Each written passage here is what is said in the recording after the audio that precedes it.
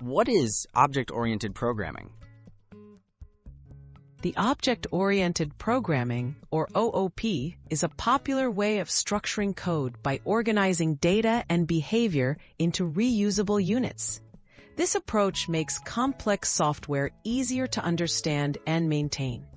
Two main building blocks of OOP are classes and objects, which help programmers represent real-world concepts in code. Defining a class.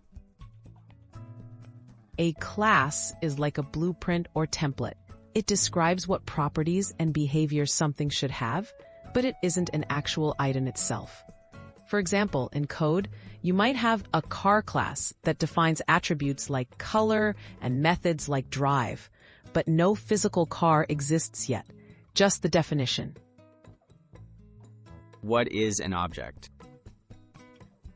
An object is a specific instance created from a class.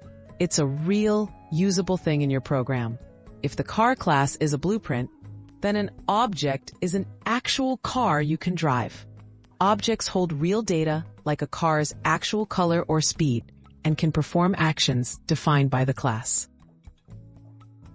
Classes and objects in action. Using our car example, you can create several objects from the car class, like a red sports car or a blue sedan. Each object has its own unique properties, but shares the same structure and behaviors described in the class. This lets programmers efficiently manage many similar items in code. Why the difference matters.